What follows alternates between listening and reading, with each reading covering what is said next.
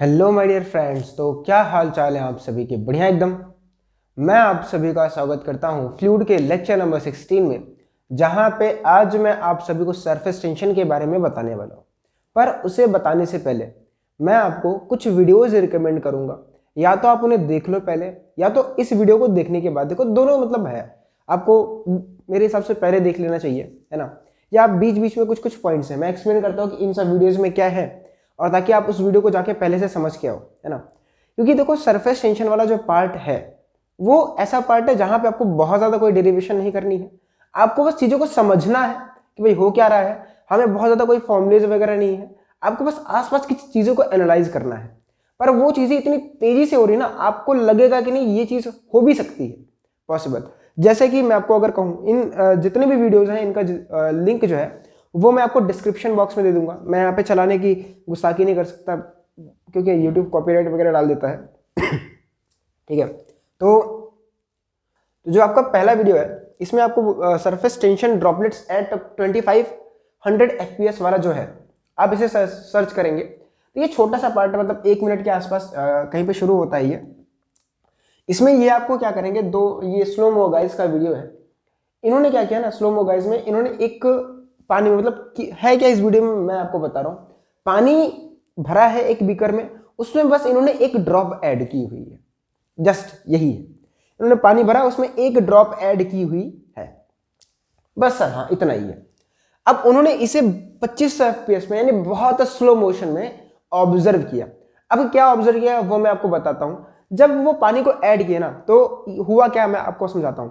जैसे आपने एक चादर है, चादर को आपने खींच के रखा हुआ है ना, चारों तरफ से आपने चादर को ऐसे इधर से खींच के रखा हुआ है। अब चादर के ऊपर आप एक बॉल को छोड़ते हो तो बॉल क्या करती है, चादर ऐसे रहती है, बॉल जाती है, चादर को डिफॉर्म करती है, फिर चादर उसको ऊपर की तरफ पुश करती है। तो सेम फिनोमेना आप ऑब्जर्व करोगे जब आप ये वीडियो देखोगे कि पानी तुरंत नहीं मिलता है, वो जाएगा, जो ऊपर वाली लेयर है उसे ऐसे डिफॉर्म करेगा, लेयर ऐसे जाएगी, फिर वो जो ऑयल की ड्रॉप रहेगी उसको ऊपर की तरफ धक्का देगी। ये चीज इस वीडियो में आपको दिखाई गई है। अब मैं बोल रहा हूं, आपको इतना समझ में आएगा नहीं, है ना। और तो इसलिए मैं आपको रिकमेंड कर रहा हूं कि आप जाके वीडियो देखो, है ना। हमारे पास उतनी ज्यादा टेक्नोलॉजी नहीं है कि हम आपको ये करके भी दिखाएं। दूसरे में आपको सॉफ्ट फिल्म डेमोन्स्ट्रेशन में आपको ये वाला जो वीडियो है ये भी आपको देखना चाहिए। अब इसमें देखो ढेर सारी चीजें हैं। सॉफ्ट फिल्म डेमोन्स्ट्रेशन में जो सर ने दिखाया है, एक वो प्रोफेसर है, उन्होंने जो आपको दिखाया है, आपको मतलब बेसिकली बहुत बड़ा वीडियो है, 10 मिनट के आसपास का है, आपको 8 मिनट के आसपास देखना है। सेम चीज उन्होंने ऑब्जर्व करके दिखाई है। क्या किया है, उन्होंने एक ऐसा शेप लिया था, है ना, ऐसा एक कोई शेप था, उस शेप को, मतलब ढेर सारे एक्सपेरिमेंट्स हैं, ऐसा शेप था, इसको उन्होंने क्या किया, सोप बबल सॉल्यूशन में, यानी सोप सॉल्यूशन में डिप किया और निकाला। तो आपको पता है कि यहाँ पे सोप फिल्म चली आएगी, यहाँ पे एक मतलब होता है ना, वो सोप फिल्म बन जाती है, आप जो भी इसका नाम देते हो वो होता है, पर एक सोप फिल्म बन जाती है। क्लियर है बात। अब उस सोप फिल्म से उन्होंने एक दूसरा चीज, जैसे आपने वो छोटी क्लासेस में जब आप छोटे थे तो ऐसे वाला एक शेप लिया था, ये लॉलीपॉप नहीं है। अब इसे उन्होंने डिप किया और उठाया और इसे फूंक मारी तो क्या बनेगा, बबल बनेगा। उस बबल को उन्होंने क्या किया, इस सोप फिल्म से ऐसे, जैसे होता है ना हम लोग रैकेट से करते हैं या बैट से करते हैं, ऐसे ऐसे उन्होंने किया था। अरे कैसे समझाओ यार, इमेजिन करो, जाके वीडियो देखना, आपको इसमें उन्होंने दिखाया है। हालांकि आपको ये पांचों वीडियोस देखने चाहिए, इंग्लिश में है, हिंदी में नहीं है, पर आपको समझ आएगा बिकॉज आप इंग्लिश मीडियम पढ़ रहे हो। कैप्शन इन सब में है, आप उन्हें देखिएगा। Surface tension of soap surface में जो आपको देखना है वो भी आपको काफी चीजें समझा रहा है, जो आपका surface tension of soap surface है। यहाँ पे इस वाली वीडियोस में आपको ढेर सारी चीजें ना एनालाइज करने को मिलेंगी। जैसे कि अब आपके पास इसमें एक एक्सपेरिमेंट है, तीसरा वाला ना, इसमें एक एक्सपेरिमेंट है, वो मतलब है तो ढेर सारे एक्सपेरिमेंट, 4 मिनट का कुछ वीडियो है, पर एक एक्सपेरिमेंट है जो अपने काम का है। वो ये है कि जो हम पढ़ेंगे भी कि भाई आपने अगर कोई भी एक चीज ऐसे बना लिया है, ये क्या है, ये कोई स्क्वायर लूप तरीके का है ना, स्क्वायर टाइप का है, आपने गोल करके उसे बना लिया। यहाँ पे आपने एक वायर डाल के रखा है ना, एक सिर्फ वायर। आप समझो ना इस फिगर को कि भाई आपके पास कोई ऐसे पतला सा वायर था, उस पतले से वायर के इधर से एक वायर आपने बांधा, इधर से एक वायर बना, ऐसा शेप बन गया। अब उसको क्या किया उन्होंने, पानी में डुबो दिया। पानी में क्या किया, डुबो दिया। आपको एक सोप फिल्म इस साइड मिलेगी और एक सोप फिल्म इस साइड मिलेगी। ठीक है, ठीक है, आपको एक सोप फिल्म इस साइड मिलेगी, एक सोप फिल्म इस साइड मिलेगी। उन्होंने इस वीडियो में क्या किया है, इस शो फिल्म को पॉप आउट किया, मतलब फोड़ दिया। तो ये जो स्लाइडर था ना, ये इधर की तरफ मूव कर गया। हम इसके बारे में आज जानेंगे कि क्यों मूव किया।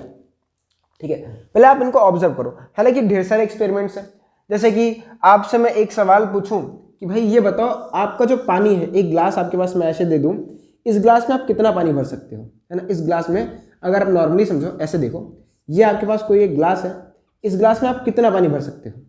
तो ये आपके दिमाग में आएगा, सर यहाँ तक तो पानी भर ही सकते हैं। तो गलत है, आप जब जाके ऑब्जर्व करोगे तो आप पानी यहाँ तक भी आ सकते हैं, पर ये चीज़ बहुत आराम से आपको ऐड ऑन करनी पड़ती है। अच्छा, इसके बाद उन्होंने एक एक्सपेरिमेंट और किया, आप शायद ध्यान ना दे पाओ, मैं आपको बताता हूं। उन्होंने क्या किया, एक बूंद सो बबल की यहाँ पे डाल दिया, ऐड करते ही क्या हो गया, ये जो पूरा का पानी का लेयर था ये फूट गया था। ठीक है सर, इतना चीज़ आप समझा क्यों रहे हो, अब समझो, है ना। ये 3 हो गया। चौथे के बारे में बताता हूं, व्हाट इज सरफेस टेंशन। ये आपका रिचर्ड हेमंड्स का है। इनमें इन्होंने एक अपने आसपास के उसमें देखा है कि जो कीड़े होते हैं, मच्छर वगैरह होते हैं नाली में, अगर आपने देखा हो तो वो पानी में डूबते नहीं है, वो पानी में तैरते हैं और पानी में भागते भी हैं, मतलब खेलते कूदते हैं। जैसे हम लोग ग्राउंड में भागते हैं, वैसे वो पानी के ऊपर भागते हैं, है ना। तो ये उन्होंने दिखाया। अब ये क्यों दिखाया, बस आप एक बार जाके ऑब्जर्व करना, फिर मैं आपको चीज़ों को एक्सप्लेन करूंगा, है ना। आपने ये इसमें ये दिखाया गया है कि जब जो मच्छर होते हैं वो जाके पानी में खड़े होते हैं, तो ऐसा नहीं होता कि जब आप किसी चादर पे खड़े हो तो ऐसे मुड़ जाता है, ऐसे करके मुड़ता है ना। सेम फीलिंग उनके पैर की वजह से यहाँ पे ऐसे दबने की वजह से आती है। जैसे आप किसी चादर कोई खींची हुई हो, वहां पे कोई बॉल रख दो तो ऐसा बन जाता है शेप। सेम तरीके से, एग्जैक्टली सेम तरीके से जब यहाँ पे पानी में मच्छर या कोई कीड़ा जाके पैर अपना रखता है तो ऐसा शेप पानी की सरफेस का बन जाता है। तो आपको ये चीजें पहले देखनी है। अब यहाँ पे क्या है, सो फिल्म लूप्स में क्या है, इस एक्सपेरिमेंट में यानी इस वीडियो में आपको दिखाया गया है कि एक उन्होंने सो फिल्म लिया था, है ना। एक ऐसा कोई फिल्म था, मैं आपको वर्टिकल दिखा रहा हूँ ऐसे करके ऊपर से, है ना। उसमें उन्होंने एक धागा डाला, धागे का कोई भी शेप हो सकता है, ये एक मान लो ऐसे हो गया, कोई भी मतलब कुछ भी शेप का हो सकता है, ऐसे बन गया। अब उन्होंने क्या किया कि धागे के अंदर यहाँ भी सोप फिल्म बनेगा, इधर भी सोप फिल्म है। अब ध्यान से आप मेरी बात को सुनिएगा, फिर जाके आप वीडियो देखिएगा, आपको ज़्यादा अच्छा लगेगा। अब आपने क्या किया कि यहाँ पे भी सोप फिल्म था, इसके अंदर भी सोप फिल्म बना। अब उन्होंने क्या किया, अंदर वाले को पॉप आउट कर दिया, मतलब फोड़ दिया, है ना। अंदर को यहाँ पे फोड़ दिया, और फोड़ने के बाद उन्होंने ऑब्जर्व किया, फोड़ने के बाद ऑब्जर्व किया कि जो धागा ऐसे था वो अब ऐसे बन गया गोल सा, और यहाँ पे सोप फिल्म है।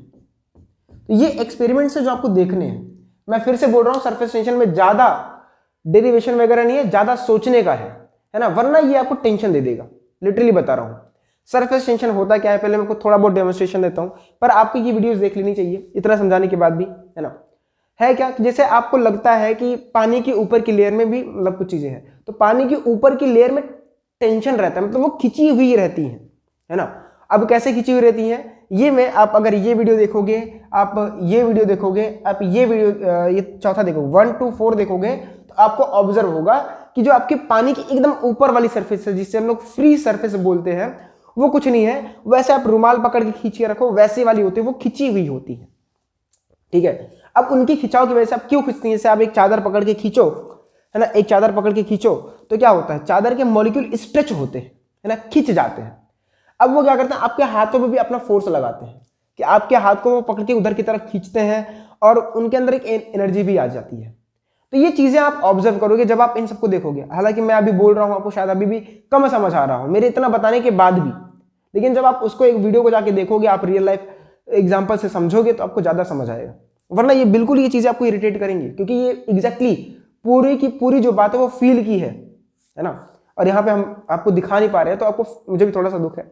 ठीक है, अब आप ध्यान से सुनो कि आपका जो पानी का ऊपर वाला एकदम सरफेस है, वो किसके समान बिहेव कर रहा है, वो बिहेव कर रहा है कि आपके पास कोई रुमाल थी या कोई भी चीज थी, वो एकदम खिंची हुई। जैसे आपने एक ट्रैम्पोलिन नाम सुना होगा, या आपने देखा होगा ना कि मतलब जब ट्रैम्पोलिन नाम सुना होगा आपने, अलग सर का वीडियो देखा होगा बहुत पहले, तो वो जाके जैसे होता ना कि यार हम लोग कूदते हैं, जैसे बचपन में हमारा एक सपना रहता था मिकी माउस वाला जो सेटअप आता था, उस पर जाके हम खेलें, पर अब तो बड़े हो गए। अब हमारे लिए थोड़ा सा बड़ा सेटअप होना चाहिए, तो हमारे लिए एक ट्रैम्पोलिन वाला बनाया जाता है। ट्रैम्पोलिन पार्क आपका नोएडा में है, आप देख सकते हो जाके यूट्यूब पे कर। अब जब आप बड़े हो जाना, या अपने पास फैमिली वगैरह आप के साथ, मतलब अपनी नहीं, मम्मी पापा के साथ आप जाके इंजॉय भी कर सकते हो, है ना। तो मतलब ट्रैम्पोलिन में क्या होता है कि वो आप जैसे उसके ऊपर कूदते हो ना तो वो आपको उछालता है ऐसे करके। आपने बहुत बार वीडियो देखा होगा, मतलब जमीन सख्त नहीं होती है, ट्रैम्पोलिन में आपने क्या किया है कि लोहे की कुछ चादर होती है उसके ऊपर आपने रबड़ खींच के बांध दिया है।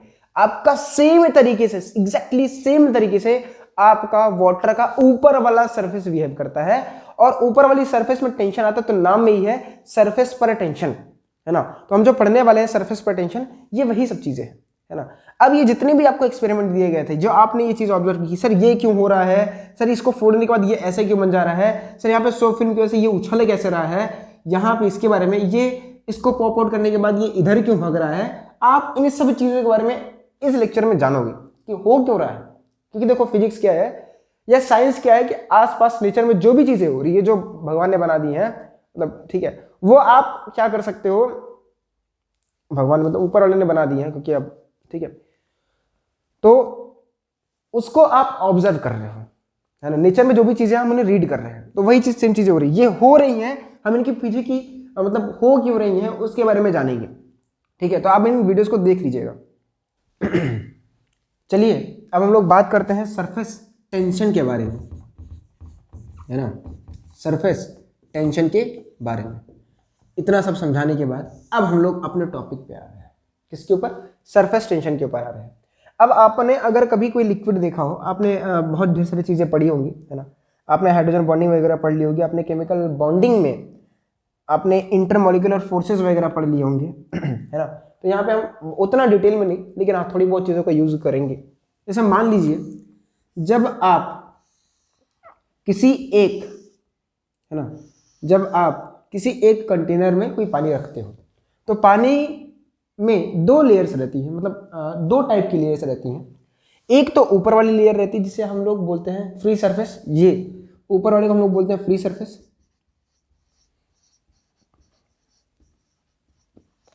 और एक नीचे वाली होती है, ठीक है। क्या होती है, एक नीचे वाली होती है। अब ध्यान से समझिएगा इनके ऊपर क्या होता है।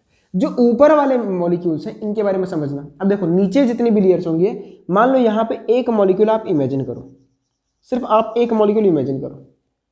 इस एक मॉलिक्यूल को आप ये बताओ क्या और मॉलिक्यूल्स नहीं घेर के रखे होंगे, घेर के रखे होंगे। तो यहाँ पे एक मॉलिक्यूल होगा, यहाँ पे भी एक मॉलिक्यूल होगा, यहाँ पे भी एक मॉलिक्यूल होगा, यहाँ भी होगा, यहाँ भी होगा, यहाँ भी होगा और यहाँ भी होगा, दिखाने के लिए दिखाया। अभी क्या होगा, आपने पढ़ा था कि दो मॉलिक्यूल के बीच में आपका क्या होता है, अट्रैक्शन होता है। तो इस मॉलिक्यूल को, हम सिर्फ इस मॉलिक्यूल की बात कर रहे हैं, इस मॉलिक्यूल को ये सारे मॉलिक्यूल इधर इधर इधर इधर इधर ऐसे खींच रहे होंगे, जैसे आपने इंटरमॉलिक्यूलर फोर्स ऑफ अट्रैक्शन नाम दिया था, ठीक है। अब इसे बोलते हैं बल्क मॉलिक्यूल्स। क्या बोलते हैं, बल्क मॉलिक्यूल्स। ये अंदर में है, लिक्विड के अंदर में है ना, एकदम अंदर में। ये किसका मॉलिक्यूल है, ये लिक्विड का मॉलिक्यूल है। ये किसका मॉलिक्यूल है, लिक्विड का मॉलिक्यूल है। तो यानी अगर हम अंदर की बात करें इस वाले मॉलिक्यूल में, तो यहाँ पे लिक्विड लिक्विड इंटरेक्शन है। क्या है, लिक्विड लिक्विड इंटरेक्शन है यहां पे। कहां पे, इनसाइड द लेयर। मतलब आप समझो कि अगर हम इनसाइड लिक्विड जाते हैं, इनसाइड द लिक्विड मतलब कंटेनर के अंदर वाले लिक्विड में जाते हैं, तो यहाँ पे मॉलिक्यूल के बीच में लिक्विड लिक्विड इंटरेक्शन होगा। अब एक लिक्विड का मॉलिक्यूल दूसरे लिक्विड के मॉलिक्यूल को अट्रैक्ट कर रहा होगा चारों डायरेक्शन में। क्या आपको ये बात समझ आ रही। अब मैं पूछूं इस लिक्विड पे नेट फोर्स कितना होगा, आप बोलोगे सर इस लिक्विड पे नेट फोर्स तो जीरो है। नेट फोर्स जीरो है। आप समझो कि एक लिक्विड को, जैसे मैं हूं, मुझे हर डायरेक्शन में खींचा जा रहा है, मैं कहीं नहीं जा रहा हूं, पर मेरे अंदर एक खिंचाव तो होगा। आप इस बात से एग्री कर रहे होंगे। तो इसके ऊपर जो नेट फोर्स है वो तो जीरो है। लेकिन अगर मैं यही भी बात करूं फ्री सरफेस वाले मॉलिक्यूल की, है ना, फ्री सरफेस मॉलिक्यूल की बात की जाए, फ्री सरफेस मॉलिक्यूल मतलब जो लेयर पे है, फ्री सरफेस मॉलिक्यूल की अगर बात की जाए, है ना, उनके ऊपर, तो वो क्या है, फ्री सरफेस मॉलिक्यूल्स की अगर आप एग्जैक्टली बात करो तो हो क्या रहा है, ये आपका लेयर है, यहां पे आपका एक मॉलिक्यूल है जिसको हम दिखा रहे हैं। इस मॉलिक्यूल के ऊपर तो एयर है, नीचे क्या है, लिक्विड है। अब नीचे लिक्विड के मॉलिक्यूल्स होंगे जो इसे क्या कर रहे होंगे, अट्रैक्ट कर रहे होंगे। यहां पे लिक्विड के मॉलिक्यूल्स इसे ऐसे ऐसे ऐसे ऐसे अट्रैक्ट कर रहे होंगे। अजीब से दिख रहा है ना, थोड़ा अच्छे से बनाते हैं। इस लिक्विड के मॉलिक्यूल को, ये ऊपर वाला एकदम है, इस लिक्विड के मॉलिक्यूल पे एक फोर्स इधर लगा रहा होगा कोई मॉलिक्यूल, एक फोर्स इधर लगा रहा होगा, एक फोर्स इधर लगा रहा होगा, एक फोर्स इधर लगा रहा होगा, इधर भी लग रहा होगा, है ना, इधर भी लग रहा होगा और इधर भी लग रहा होगा। ठीक है, ठीक है, समझ आ रही बात। अब ऊपर तो एयर के भी मॉलिक्यूल्स होंगे। अब आपने पढ़ा होगा कि भाई देखो इस वाले ऊपर वाले रीजन में क्या होगा, लिक्विड का मॉलिक्यूल एयर के मॉलिक्यूल के साथ इंटरेक्शन कर रहे हैं, लिक्विड एयर इंटरेक्शन, ऊपर की बात कर रहे हैं तो, है ना, लिक्विड एयर इंटरेक्शन है, नीचे में लिक्विड लिक्विड इंटरेक्शन है, नीचे में लिक्विड लिक्विड इंटरेक्शन है। क्या आपको यह बात समझ आई कि भाई ऊपर वाले मॉलिक्यूल पे लिक्विड एयर इंटरेक्शन है, नीचे वाले मॉलिक्यूल पे लिक्विड लिक्विड इंटरेक्शन है। आप मुझे ये बताओ लिक्विड और एयर इंटरेक्शन में, लिक्विड लिक्विड इंटरेक्शन में किनके बीच का इंटरेक्शन ज्यादा होगा, जरा बताना। तो अब ध्यान से देखो, यहां पे ये लिक्विड और गैस के बीच का इंटरेक्शन है, ये लिक्विड यानी लिक्विड के बीच का इंटरेक्शन है, तो लिक्विड लिक्विड के बीच का इंटरेक्शन ज्यादा होगा in comparison to liquid air का इंटरेक्शन। आपने पढ़ा होगा सॉलिड सॉलिड के बीच में इंटरेक्शन सबसे ज्यादा होता है, सॉलिड लिक्विड के बीच में उससे कम, लिक्विड लिक्विड के बीच में उससे कम, लिक्विड एयर के बीच में सबसे कम होता है। तो यही तो आपको फिनोमेना भाई, सॉलिड सॉलिड के बीच में सबसे ज्यादा होता है, लिक्विड लिक्विड के बीच में उससे कम, एयर एयर के बीच में उससे कम। अब आप किन्हीं की भी बात कर लो, लिक्विड एयर के बीच में इंटरेक्शन जो होगा लिक्विड लिक्विड के कंपैरिजन में कम ही तो होगा। क्या आप मेरी इस बात से एग्री करते हैं? ऑब्वियस सी बात है। अब आप समझो कि यहां पे जितना फोर्स ये वाला होगा उतना फोर्स ये भी होगा, उतना ये भी होगा, उतना ये भी होगा, उतना ये भी, उतना ये भी। आप मुझे थोड़ा वेक्टर की नॉलेज देके बताना कि इनके दो कंपोनेंट होंगे, एक कंपोनेंट इधर वाला होगा, है ना, एक कंपोनेंट इधर आएगा डाउनवर्ड, एक कंपोनेंट हॉरिजॉन्टल होगा, एक कंपोनेंट वर्टिकल होगा। होगा कि नहीं होगा? यानी यहां पे अगर हम बात करें तो जो आपका नीचे वाली की बात किया जा रहा है, ध्यान सुनना पहले, ऊपर भी फोर्स होगा। आपके दिमाग में आ रहा होगा सर क्या ऊपर फोर्स नहीं है? तो भाई ऊपर भी फोर्स ऑफ अट्रैक्शन है पर कम है, तो नेट फोर्स भाई यही तो दिखेगा। मान लो इसके पैरेलल में इधर एक फोर्स है, इधर एक फोर्स है, इधर एक फोर्स है, तो वो जो इंटरेक्शन आएगा नेट फोर्स, ऑब्वियस सी बात है रिजल्टेंट जो फोर्स आएगा वो इन्हीं डायरेक्शन में तो आएगा।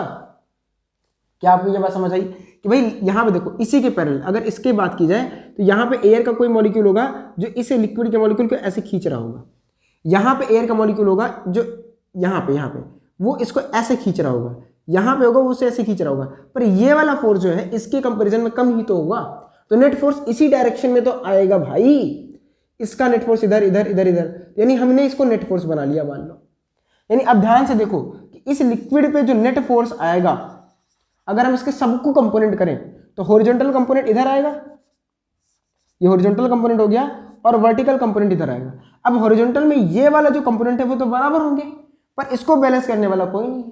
क्या आपको ये बात समझ आई कि भाई अगर हम इस वाले लिक्विड की बात करें, इस वाले लिक्विड पे नेट फोर्स नीचे की तरफ आएगा, मतलब अगर हम इस लेयर की बात करें, इस लेयर पे ढेर सारे मॉलिक्यूल्स होंगे, है ना, ऐसे ढेर सारे मॉलिक्यूल्स होंगे, तो इन सारे मॉलिक्यूल पे ऐसे एक फोर्स इस पे नीचे की तरफ, इस पे भी नीचे की तरफ, इस पे भी नीचे की तरफ, इस पे भी नीचे की तरफ, इस पे भी नीचे की तरफ।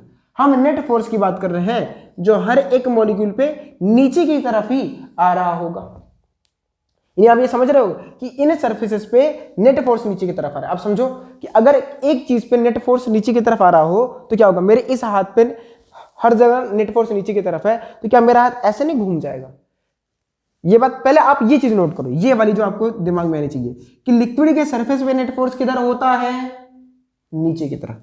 बाद में हम इसकी बात कर लेंगे कि क्या होता है इससे, लेकिन आप इसको समझो कि लिक्विड के सरफेस पे नेट फोर्स नीचे की डायरेक्शन में होता है। अब आप बोलोगे सर इस वाले का क्या हुआ? भाई देखो इस वाले में क्या हुआ, इस लिक्विड को इधर वाला लिक्विड इधर खींच रहा होगा, इस पे एक फोर्स इधर की तरफ होगा, वर्टिकल वाला फोर्स, इस वाले लिक्विड पे भी इधर इधर ऐसे, मतलब ऊपर वाला जो लिक्विड है इसके ऊपर यहां भी फोर्स है नो डाउट, पर ये इसको कैंसिल आउट कर दे रहा है, ये इसको कैंसिल आउट कर दे रहा है।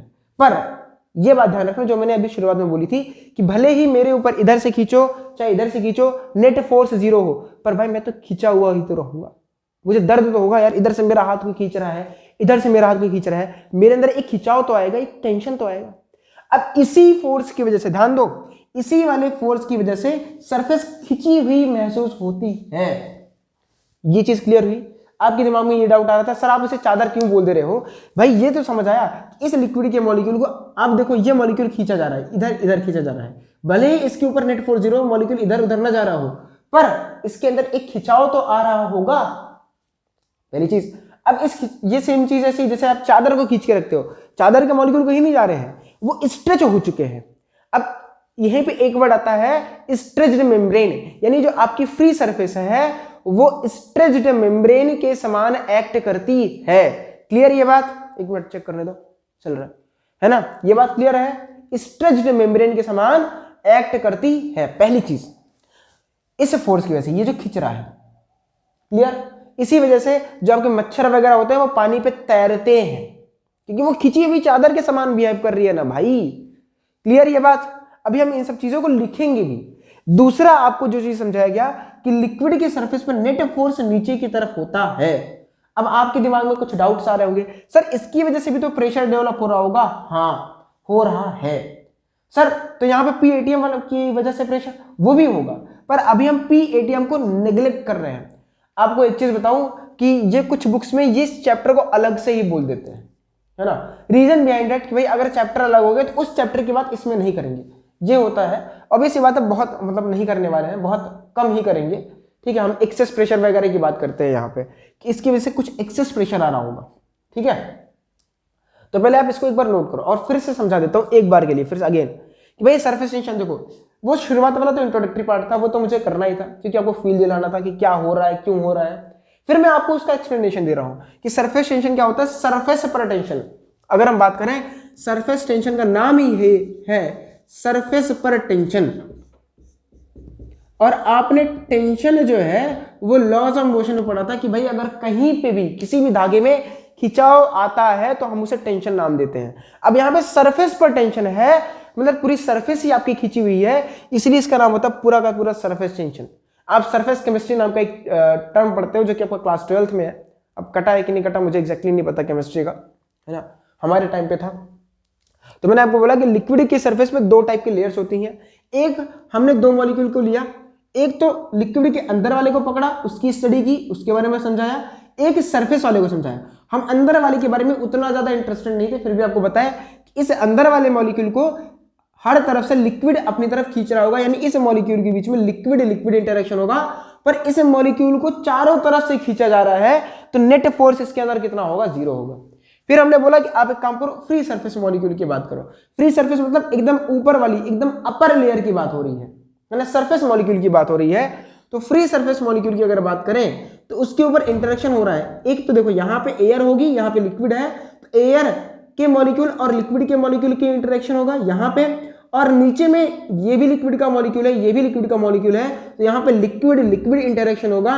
पर आपने ये पढ़ लिया है केमिस्ट्री में कि लिक्विड लिक्विड का इंटरेक्शन ज्यादा तगड़ा होता है in comparison to liquid air के इंटरेक्शन के। तो यहां पे जो इस मॉलिक्यूल पे नेट फोर्स आएगा वो इसी डायरेक्शन में आएगा। ये बात समझ आई?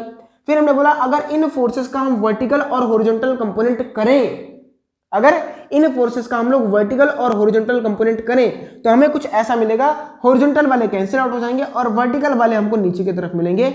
यानी इस सरफेस पर, इस जो आपका फ्री सरफेस है, ये तीनों एक ही है यार, तो इन सरफेस पर जो नेट फोर्स होगा वो नीचे की तरफ होगा। अब ये पॉइंट आप नोट करना, ये मैंने आपको अभी एक्सप्लेन नहीं किया, आगे एक्सप्लेन करूंगा। दूसरी चीज मैंने आपको बताया, इन मॉलिक्यूल को खींचा गया है, इनके ऊपर भले हॉरिजॉन्टल डायरेक्शन में नेट फोर्स 0 है, पर ये तो खींचे हुए तो है यार, इनके अंदर टेंशन आ रही है और इसी फोर्स की वजह से इनके पूरे सरफेस पर टेंशन आता है और जिसका नाम होता है सरफेस टेंशन। पहली बात। और दूसरी बात, सरफेस टेंशन एक प्रॉपर्टी है, पहली बात तो, वरना फिर आप कंफ्यूज हो कि सर इसका कोई फॉर्मूला वगैरह नहीं, एक प्रॉपर्टी है ना। हर लिक्विड का अलग अलग सरफेस टेंशन होता है। क्लियर बात? भाई पानी का अलग होता है, आपका तेल का अलग होता है, आप कोई सब ले लो, शहद का अलग होता है, अगर आपने पानी को गर्म कर दिया उसका अलग हो जाएगा, ठंडे पानी का अलग हो जाएगा, सोप मिला दिया पानी में उसका अलग हो जाएगा। नो डाउट, पहले आप इतना नोट करो फिर हम बात करते हैं। तो please pause the video and note it down. इतना सब जानने के बाद हम कुछ चीजें और समझते हैं, है ना। जैसे पहली चीज जो हमने जानी वो क्या थी कि जो लिक्विड का फ्री सरफेस का मॉलिक्यूल है वो different kind of force experience करता है इन कंपेरिजन टू नीचे वाली के। मतलब नीचे वाली दुनिया अलग हो जाती है, ऊपर वाली के लिए दुनिया अलग हो जाती है। दूसरी चीज आप समझो, उस फोर्स की वजह से आपका जो फ्री सरफेस वाला मेम्ब्रेन है, जो एकदम ऊपर वाला मेम्ब्रेन है, जो आपको मतलब जो आपकी ऊपर वाली सरफेस वो एक स्ट्रेच्ड मेम्ब्रेन के समान बिहेव करती है ना। तो जो आपका फ्री सरफेस है या अपर लेयर जो होती है, free surface of liquid behaves like a stretched membrane, stretched membrane, कि जो आपका फ्री सरफेस का मॉलिक्यूल है वो कहीं ना कहीं एक स्ट्रेच्ड मेम्ब्रेन के समान बिहेव कर रहा होता है। अगर मैं आपको समझाऊं तो ये लिक्विड का सरफेस आपका कुछ ऐसा होगा, ये आपका लिक्विड का सरफेस कुछ ऐसा होगा। अब आप समझो, इसमें ढेर सारे लिक्विड्स के मॉलिक्यूल होंगे, एक मॉलिक्यूल यहाँ पे होगा, एक मॉलिक्यूल यहाँ होगा, एक मॉलिक्यूल यहाँ होगा, एक मॉलिक्यूल यहाँ होगा, एक मॉलिक्यूल यहाँ होगा, एक मॉलिक्यूल यहाँ होगा। अब ऐसे आप ढेर सारे बना सकते हो। इस मॉलिक्यूल को इधर की तरफ ये मॉलिक्यूल अट्रैक्ट कर रहा होगा, ये मॉलिक्यूल इधर अट्रैक्ट कर रहा होगा, ये मॉलिक्यूल इधर अट्रैक्ट कर रहा होगा। ये हॉरिजॉन्टल फोर्सेस हैं। अब इस मॉलिक्यूल के ऊपर हॉरिजॉन्टल डायरेक्शन में फोर्स तो 0 है, ठीक है, सॉरी, इस मॉलिक्यूल पे इधर की डायरेक्शन में नेट फोर्स तो 0 है, हॉरिजॉन्टल वाले बात कर रहे हैं ना हम। ऐसे ही इस मॉलिक्यूल को इधर खींचा जा रहा होगा, इसको इधर और इसको इधर, इसको इधर, अब इसको इधर, ऐसे ही हर जगह से इसको खिंचाव फील हो रहा होगा, ऐसे इधर इधर इधर इधर। ऐसा आप ढेर सारे बना सकते हो, बनाने का मन करे तो, है ना। भाई इस मॉलिक्यूल को इधर की तरफ एक खिंचाव फील हो रहा होगा, इसको इधर खींच रहा होगा, ये मॉलिक्यूल इधर खींच रहा होगा। यहाँ पे देखें तो इसको ये वाला मॉलिक्यूल अपनी तरफ, ये वाला मॉलिक्यूल अपनी तरफ, ये वाला मॉलिक्यूल अपनी तरफ, और ये वाला मॉलिक्यूल अपनी तरफ, ये वाला मॉलिक्यूल अपनी तरफ। ऐसे हर जगह से इनको खिंचाव फील हो रहा होगा, हर एक डायरेक्शन से। तो ये हॉरिजॉन्टल डायरेक्शन में इस खिंचाव की वजह से ये एक स्ट्रेच्ड मेम्ब्रेन के वजह से के समान बिहेव करती है। मैंने आपको इनकी एनालॉजी बताई, आप किसी रुमाल को पकड़ के खींचते हो, ये वैसा ही बिहेव करते हैं। क्लियर है बात, है ना, क्लियर है बात। यानी इन फोर्सेस की वजह से ये जो आपका फ्री सरफेस है, ये एक स्ट्रेचिंग को फील करते हैं कि इनको किसी ने बहुत जोर से खींच के रखा है, बहुत ज्यादा जोर से खींच के रखा है, और इसकी वजह से इनके ऊपर एक सरफेस टेंशन आता है। मैंने ये चीज आपको बताई। और सरफेस टेंशन जो कि डिफाइन किया गया है वो होता है फोर्स पर यूनिट लेंथ, है ना, फोर्स और कितनी लेंथ पे लग रहा है वो। और ध्यान से देखना, ये कौन सा वाला लेंथ है, ये वो वाला लेंथ है जो लिक्विड के साथ कांटेक्ट में आ रहा है। यानी ये कौन सा लेंथ है, लेंथ ऑफ कांटेक्ट है, लेंथ ऑफ कांटेक्ट होता है, which is in liquid, length of contact with liquid, है ना, विद लिक्विड, कि जो लिक्विड के साथ कांटेक्ट में हम उस लेंथ की बात कर रहे हैं। सरफेस टेंशन को किताबें एस या टी से दिखाती है, तो अपन की आदत है टी से, तो हम टी से दिखाएंगे, आपकी मर्जी, आप चूज करो, है ना।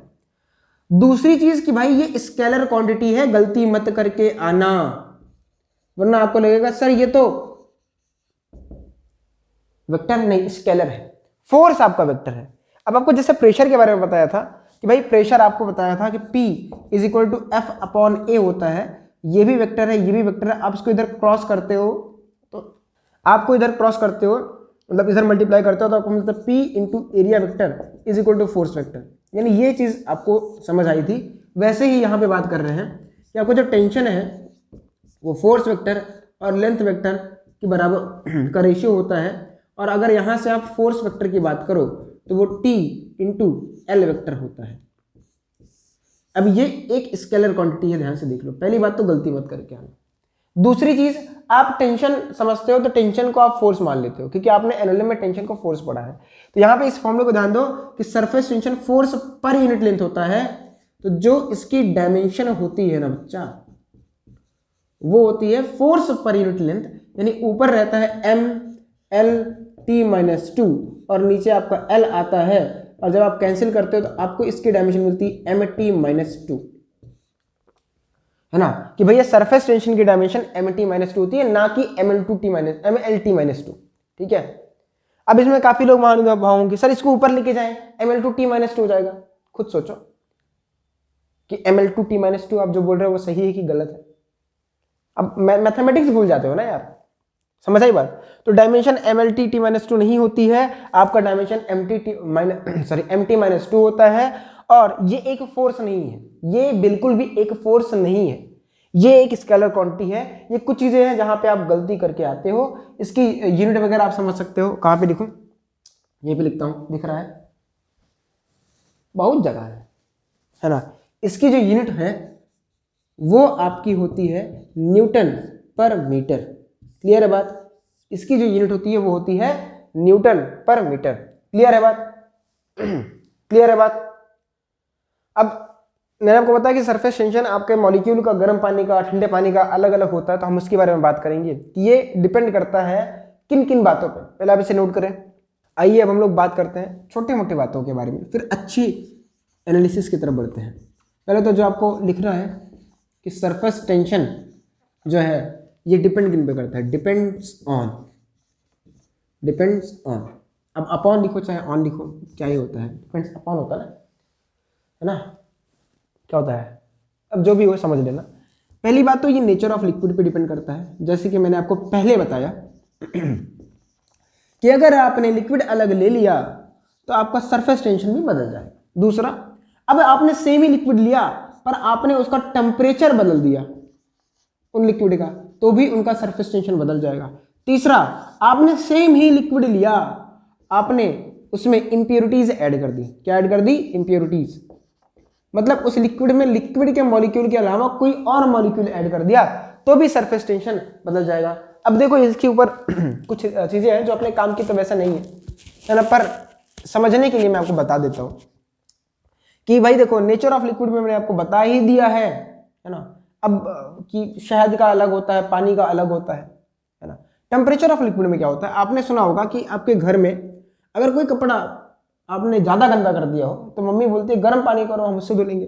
तो वो क्या करती है? पानी को गर्म करके उसको धुलती है, हॉट वाटर से, है ना, गर्म पानी से। ये आपने सुना होगा कि आप कपड़े को भिगो के उसे धूप में रख दो, है ना, ये भी आपने सुना हुआ होगा। कपड़े धुला करो, कुछ पता चलेगा, ठीक है, फिजिक्स भी आएगी कुछ। तो हॉट वाटर से क्या होता है? कपड़े आसानी से धुल जाते हैं। रीजन बिहाइंड दैट कि आपने मतलब एड वगैरह सर्फ एक्सेल का देखा होगा, तो उन्होंने ऐसे मैथ, जो आपके कपड़ा होता है ना, वो ऐसे मैथ की कॉपी के समान होता है जो आप बचपन में यूज करते थे। तो क्या होता है? आपका जो भी कचरा होता है ना, वो इस रेशे पे नहीं होता, इस रेशे के बीच में ऐसे अटक जाता है। यहाँ पे जगह है तो यहीं पे आके आपको जो ग्रीसिंग होता है, जो ऑयल होता है, वो जाके फिट होता है। तो वो पानी भाई एकदम से मतलब उसका टेंशन सरफेस ज़्यादा है, सरफेस टेंशन ज़्यादा है, तो वो अंदर नहीं जा पाता है। पर जैसे आप उसे गर्म करोगे तो पानी का सरफेस टेंशन कम हो गया, तो वो मॉलिक्यूल अंदर भी जाके उसको बढ़िया से धुल के आते हैं। अब गर्म पानी आप उसमें अच्छे से निरमा वगैरह डाल दो तो उसका सरफेस टेंशन और ज़्यादा कम हो जाएगा, और सरफेस टेंशन और ज़्यादा कम होने की वजह से वो और अच्छे से कपड़े धुलता है। तो इंप्योरिटीज डालने से भी, टेम्परेचर बढ़ाने से भी आपका सरफेस टेंशन बदल जाता है। क्लियर है बात? ये कुछ बातें थी। अब हम लोग अच्छे एनालिसिस की तरफ बढ़ते हैं जहां से आपके क्वेश्चंस बनते हैं जेई लेवल के, ठीक है। आपको वो जान के समझ के बहुत ज़्यादा अच्छा लगेगा, ठीक है। तो बस इतना ही था ना। आपको एक फॉर्मूला बताए थे कि जो आपका टेंशन वाला होता है, ये याद रखिएगा, जो आपका फोर्स होता है ना, वो होता है टेंशन इनटू एल, और ये एल कॉन्टैक्ट वाला होता है ना। ये कौन सा होता है? कॉन्टैक्ट वाला। कौन सा कॉन्टैक्ट? कि भैया पानी के या फ्लूइड के कॉन्टैक्ट में कितना सरफेस आ रहा है, मतलब कितना लेंथ आ रहा है, बेसिकली हम उसकी बात करते हैं। लेंथ ऑफ कॉन्टैक्ट होता है ना। ये क्या होता है? आपका लेंथ ऑफ कॉन्टैक्ट होता है कि आपके बॉडी का कौन सा कितना लेंथ जो है। अब लिख देता हूं, length of contact of body which is in contact with liquid, which is in contact with liquid, है ना, विद लिक्विड। कि भैया ये पूरा ध्यान रखना कि लिक्विड के साथ कांटेक्ट में कौन कौन सा आपका, क्या बोल सकते हैं इसको, अरे यार, लिक्विड के साथ कांटेक्ट में आपका जो बॉडी का कौन कौन सा लेंथ आ रहा है। जैसे मान लो मैं भी आपको समझाता हूँ। आपने पानी में आपने ये वाला शेप डाला, ठीक है, पानी में आपने ये वाला शेप डाला, तो पानी में डालते टाइम ये वाला लेंथ, ये वाला लेंथ, ये वाला लेंथ और ये वाला लेंथ आएगा कांटेक्ट में, अगर ये पूरी तरीके से भरा हुआ है मतलब अंदर में डिस्क है, कागज वगैरह है। लेकिन अगर आपने, ध्यान से सुनना, अगर आपने इसी को ऐसे बना दिया, ध्यान से आपने इसी को ऐसे बना दिया, अंदर में मटेरियल नहीं, अंदर में खाली है, अंदर में खाली है, तो जब आप लिक्विड में डालोगे ना, एक सवाल ही पूछ लेते हैं, आपने मान लो m मास का ये बनाया, या फिजिक्स में आपने ये वाला ज्यादा जानते होगे, डिस्क और रिंग, है ना, आपने डिस्क और रिंग ऐड की होगी। पहला सवाल जो आपसे है यहीं से, आपके पास एक डिस्क है ना, आपके पास एक डिस्क है ना, डिस्क जिसका मास m है, रेडियस r है। आपके पास एक रिंग है, रिंग का जो मास है वो भी m है, रेडियस r।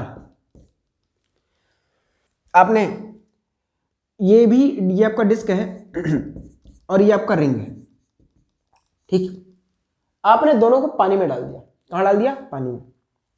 जब आपने दोनों को पानी में डाला और निकालना है, आपको क्या करना है? पानी में डाल के आपको निकालना है, तो किसको निकालने में ज्यादा मेहनत लगेगी? ये आपको अभी आपको लग रहा होगा कि डिस्क को निकालने में ज्यादा मेहनत लगेगी, पर वास्तविकता है कि रिंग को निकालने में आपको ज्यादा मेहनत लगेगी। क्यों? क्योंकि आप समझो लिक्विड के साथ कांटेक्ट में सिर्फ इतना वाला पोर्शन आ रहा है, ध्यान से देखो, इसका सिर्फ आउटर सरफेस आ रहा है ना। लेकिन रिंग अगर आप लो, रिंग के केस में, ये जो आपका रिंग है, रिंग के केस में, रिंग के केस में जो आपका है, इसमें ये बाहर वाला सरफेस तो कांटेक्ट में आ ही रहा है, अंदर वाला भी सरफेस तो कांटेक्ट में आ रहा है लिक्विड के। इसको कैसे भूल गए तुम? तो बाहर वाला तो आ ही रहा है, अंदर वाला भी आ रहा है, यानी इसके साथ कांटेक्ट में, इसका अगर आप देखोगे तो कितना लेंथ आ रहा है? 2πr। इसके साथ कांटेक्ट में कितना आ रहा है? 2 टाइम्स ऑफ 2πr। अंदर वाला भी आ रहा है, बाहर वाला भी आ रहा है, इसलिए इसको निकालने में आपको 4 से ज्यादा लगाना पड़ेगा, क्योंकि यहां पे क्या है? F = T × L of contact. अब आपको ये चीज ज्यादा समझ में आएगी अभी इसके जस्ट बाद, तो इसको नोट करें, फिर हम आगे बात करते हैं। आइए हम एक एग्जांपल करते हैं। एग्जांपल है कि आपके पास एक रॉड है, अब सिलिंड्रिकल रॉड है जिसकी लेंथ L है ना, और इसका मास m है। लेंथ L है और मास m है। हमने इसे एक लिक्विड में डिप किया है, यानी पानी में डिप किया है, और आपको निकालना है, समझ गए? यानी शेप कुछ ऐसा है, इसका मास m है, लेंथ L है, आपने इसे पानी में डाला है और आपको पानी से निकालना है। तो जब आप पानी से निकालोगे तो क्या होगा? ध्यान से देखना, इसकी तरफ पानी की लेयर्स ऐसे आएंगी, इसको ऐसे, पानी की लेयर्स, ये रहने देते बनाने को, पानी की लेयर्स ऐसे इसको रोकेंगी, है ना। अब यहाँ पे इतना अच्छे से फिगर बनना शायद मुश्किल हो, हाँ ऐसे, ये ऐसे आएंगी और इसके साथ कांटेक्ट में ऐसे रहेंगी। क्लियर है बात? और वैसे ही यहाँ पे भी तो कांटेक्ट आएगा, यहाँ भी कांटेक्ट होगा, इधर भी, है ना, ऐसे इधर कैसे बनाया जाए इसको? ऐसे इधर भी कांटेक्ट होगा, इधर भी तो कांटेक्ट होगा भाई, ऐसे बना लेते हैं। नहीं बन रहा है, अरे यार बहुत इरिटेशन हो रही, नहीं बन रहा है, चलो छोड़ो, नहीं बनाएंगे। बस आप इतना समझो कि इधर भी तो कांटेक्ट होगा, इधर भी कांटेक्ट है। अब सर ऐसे क्यों बनाया? अब ऐसे क्यों बनाया? आप समझो कि जो ये मटेरियल है अपना हाइड्रोफिलिक है। कैसा है? हाइड्रोफिलिक है। 2 मटेरियल होते हैं, जैसे आपने केमिस्ट्री में न्यूक्लियोफिलिक पढ़ा था, इलेक्ट्रोफिलिक पढ़ा था, सेम तरीके से यहाँ पे भी है, सेम तरीके से आपने यहाँ भी पढ़ना है। एक होता है हाइड्रोफिलिक, क्लास 10th में आपने पढ़ा था, और एक होता है हाइड्रोफोबिक। 2 वर्ड आपने क्लास 10th में ही सुने होंगे, carbon and its compound chapter में। हाइड्रोफिलिक क्या होता है? फिलिक मतलब प्रेम, और फोबिया आपने समझा ही, नफरत। तो हाइड्रोफिलिक वाला जो केस होता है, आपने या तो छोड़े ये सब बात, आपने अगर कभी ऑब्जर्व किया हो, किसी एक कंटेनर में अगर आपने पानी भरा तो पानी का जो लेयर है वो कुछ ऐसे बनाता है सरफेस, ऐसे। ये एंगल ऑफ कांटेक्ट वाला टर्म है जो आगे आएगा, नो डाउट। पहले अब आप इतना समझो कि जब आप किसी भी रॉड को पानी में डिप करते हो तो पानी में डिप करने की वजह से इसका शेप कुछ ऐसे बनता है। अब ध्यान से सुनना, ये इतना कांटेक्ट में है, देखो इतनी पूरी लेंथ आपकी जो है लिक्विड के साथ कांटेक्ट में है। मैं इसी की बात कर रहा था, लेंथ ऑफ कांटेक्ट की। कितना लेंथ कांटेक्ट में है? L लेंथ कांटेक्ट में है। अब आपको इसको खींच के निकालना है, आपको इसे खींच के निकालना है। तो जब आप इसे खींच के निकालोगे तो कितना, आप इसे खींच के निकालोगे तो कितना फोर्स लगाना पड़ेगा? ऑब्वियस सी बात है, आप इसे पुल करना चाहते हो, F फोर्स लगा के पुल करना चाहते हो, तो क्या होगा? ध्यान से समझिएगा कि अगर आप इसका क्रॉस सेक्शनल व्यू समझो, क्रॉस सेक्शनल व्यू समझो, आप इस फोर्स F को लगा के इसे निकालना चाह रहे हो, मिनिमम फोर्स की बात हो रही है, F मिनिमम, मैक्सिमम तो भाई कितना भी। अब ऑब्वियस सी बात है, ऊपर की तरफ फोर्स लगा रहे हो तो नीचे कितने फोर्सेस लग रहे होंगे वो इंपॉर्टेंट है। तो नीचे तो इसका अपना एक वेट mg लग रहा होगा। दूसरा जो फोर्स हम बात कर रहे हैं उसकी वो ये है कि भाई इधर आपका जो रॉड है वो लिक्विड के साथ कांटेक्ट में है, तो लिक्विड इसके ऊपर नीचे की तरफ फोर्स लगाएगा, और इधर भी कांटेक्ट में है तो इधर भी फोर्स नीचे की तरफ लगाएगा। कितना फोर्स नीचे लगेगा वो आपने पढ़ा था, F बराबर T इंटू एल से। इधर भी सेम लिक्विड है, इधर भी सेम लिक्विड है, इधर भी एल लेंथ कांटेक्ट में है, उस साइड भी एल लेंथ कांटेक्ट में है, तो जो फोर्स लगेगी इधर भी F इंटू एफ लगेगी जो T इंटू एल के बराबर होगी, और इधर भी लेंथ इधर भी TL फोर्स लगेगा नीचे की तरफ, और इधर भी TL लेंथ नीचे की तरफ लगेगा। इधर TL लेंथ लग रहा होगा और इधर TL लेंथ लग रहा होगा, ठीक है, sorry TL force, very sorry, इधर भी TL फोर्स लग रहा होगा, इधर भी TL फोर्स लग रहा होगा। तो आपको मिनिमम कितना फोर्स लगाना पड़ेगा इसको उठाने के लिए, तो F मिनिमम जो है वो mg plus 2 times of T into L है। अब आप लोग के दिमाग में एक डाउट आता है, सर क्या हमको T पता होगा? ऑब्वियस सी बात है पता होगा यार, बचकानी हरकतें मत करो बचपना। किसान को T नहीं पता होगा तो आपसे F मिनिमम कैसे पूछ लेगा? सवाल में दिया तो जाएगा ना यार कि टेंशन दिया है तो आप ये फाइंड करो वरना ये फाइंड करो, लॉजिक थोड़ा सा लगाओ यार, ठीक है। तो ये F मिनिमम है, यानी आप खुद सोचो, आपने कभी ये सोचा था कि भाई जब पानी में डालेंगे तो पानी की लेयर जो होगी उसके साथ चिपक जाती है, तो आपको उसको निकालने में थोड़ी ज़्यादा तकलीफ होती है, मेहनत लगती है। आपने ये चीज़ फील भी किया होगा कि पानी के साथ आप उठाने की कोशिश करो तो पानी उसको चिपका लेता है, उठाने नहीं देता है। रीजन बिहाइंड इट कि ये हाइड्रोफिलिक है, वो पानी से प्रेम कर रहा है, पानी उसको जाने नहीं दे रहा है। वहीं अगर हाइड्रोफोबिक होता तो पानी ले जा रे बाबा, इसको ले जा, समझ आई बात है ना। आप रॉड को बाहर निकालने के लिए उतना फोर्स लगाएंगे। आप इसे नोट करें, फिर हम अगले पोर्शन की बात करते हैं। चलिए, अब उसे अगर आप इतना समझ चुके हैं तो आपको वो जो एक्सपेरिमेंट में आपको एक वीडियो शुरुआत में दिखाया था, जो मैंने बोला था, अगर आपने देखा हो तो आपको समझ आया होगा। उसमें ऐसे एक स्ट्रक्चर है, अब उन्होंने क्या किया, इस स्ट्रक्चर को पानी में डाल दिया, है ना, पानी मतलब सोप फिल्म में डाला था, सोप फिल्म में डाला था। अब सोप फिल्म, एक चीज आप नोट करिएगा, जो आपका सोप फिल्म आता है ना, उसमें आप 2 लेयर मान के चलिएगा। सोप फिल्म में आपको 2 लेयर मान के चलनी है, एक अपर लेयर होगी और एक लोअर लेयर होगी। सर क्या बात कर रहे हो? हाँ भाई, यहां पे लेयर में इस रॉड के ऊपर एक ऊपर भी लेयर होगी, एक नीचे भी लेयर होगी। अगर नहीं समझ आ रहा है तो भाई एक लेयर इधर से होगी और एक इसको पलट दो उधर से भी तो होगी, ऐसा समझ सकते हो, ठीक है। तो इधर भी लेयर होगी, इधर ऊपर भी लेयर होगी, नीचे भी लेयर होगी। आपने जैसे यहां पे सोप फिल्म ऑब्जर्व कर लिया, ठीक है। हमने क्या किया था उस वीडियो में, इस वाले को पॉप आउट किया था, तो आपने ये ऑब्जर्व किया कि ये उधर की तरफ चला गया, ठीक है, ये उधर की तरफ चला गया। आपने इसको जब पॉप आउट किया तो ये इधर की तरफ चला गया था। अब इसके पहले बात करते हैं, अब ये वाला जो रॉड है इधर भी सोप फिल्म के साथ कांटेक्ट में है, इधर भी सोप फिल्म के साथ कांटेक्ट में है, दोनों तरफ मटेरियल सेम है। इधर वाला जो टेंशन होगा, इधर वाला जो फोर्स लिखोगे क्या लिखोगे, T इंटू कितना लेंथ कांटेक्ट में, L। इधर भी आप फोर्स कैसे लिखोगे, surface tension T into L। अब देखो दोनों तरफ फोर्सेस तो बराबर है। जैसे आपने इधर पॉप आउट किया, इधर तो लिक्विड चला गया, इधर फोर्स 0 हो गया। अब इसके ऊपर नेट फोर्स कितना बचा, इधर की तरफ। आपने ऑब्जर्व किया ये चीज इधर की तरफ मूव किया, क्लियर। ये जो चीज है ये आपको जो पूरा रॉड मान सकते हो या कोई भी वायर मान सकते हो, ये इधर की तरफ मूव कर रहा होता है। सेम चीज इस वाले में भी हुआ था। अगर आपने ये सोप फिल्म था, इस सोप फिल्म के ऊपर आपने कोई भी एक धागा वगैरह ऐसे डाल दिया था।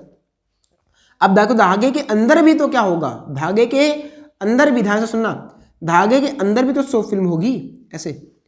अब देखो अगर आप ऐसे छोटे छोटे कॉन्टेक्ट लो, जैसे यहाँ पे इस पॉइंट पे लो, तो इस पॉइंट पे जितना फोर्स इधर लग रहा होगा इतना फोर्स अंदर भी लग रहा होगा। इस पॉइंट की बात करो जितना बाहर से उतना अंदर से, इसकी बात करो जितना अंदर से उतना बाहर से, सेम चीज। तो अभी ये रेस्ट में है यानी इक्विलिब्रियम में है, क्लियर है बात। लेकिन जैसे आपने पप से इसको अंदर फोड़ दिया तो क्या होगा, इसके ऊपर हर पॉइंट पे नेट फोर्स बाहर की तरफ काम करेगा, अंदर वाला तो फोर्स बचेगा नहीं।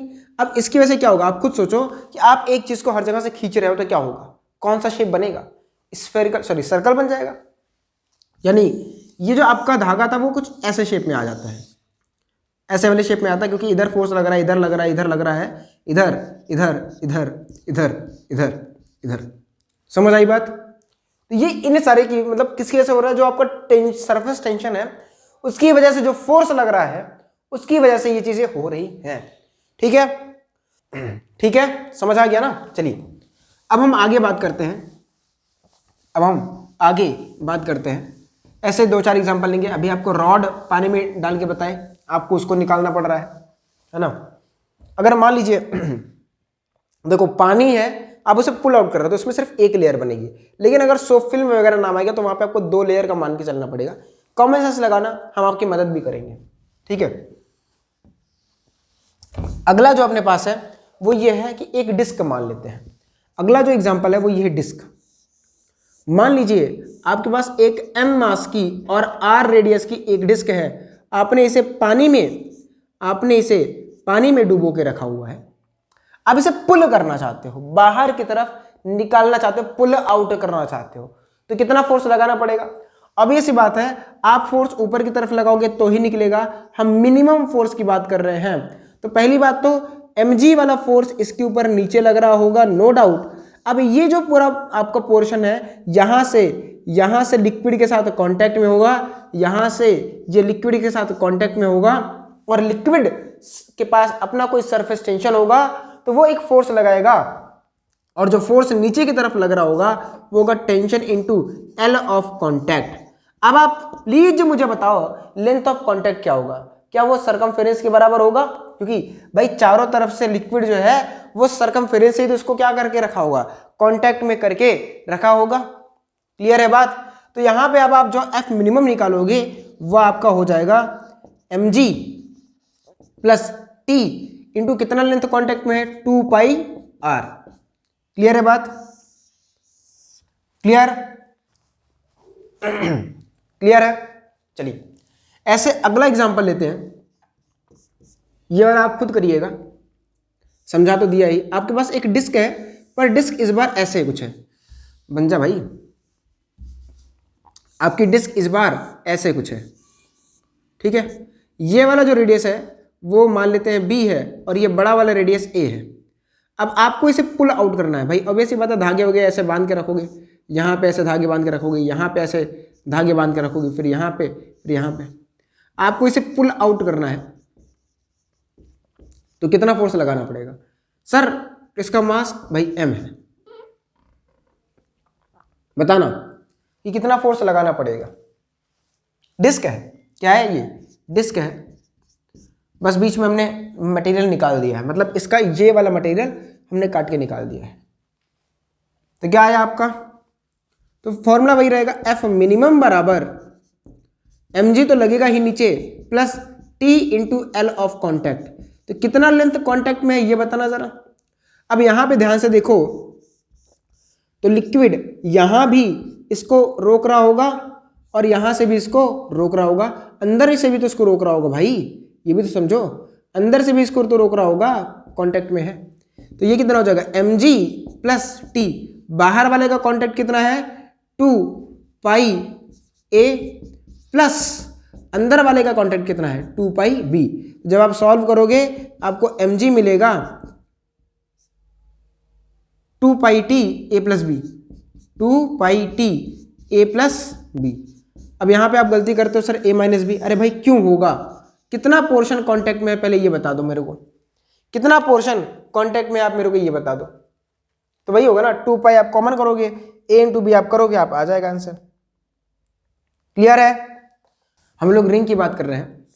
अब रिंग में क्या होगा? इसका रेडियस r है, रिंग आपने ऐसे बनानी है ना, रिंग आपकी ऐसे बननी है। ये रिंग है, इसका मास m है, इसका रेडियस r है। तो जब आप इसे पुल आउट करने की कोशिश करोगे, भाई पुल आउट ऐसे ही तो करोगे, आप इसे पुल आउट ऐसे करने की कोशिश करोगे तो कितना मिनिमम फोर्स लगना पड़ेगा? पहली बात तो एक फोर्स mg नीचे लग रहा होगा।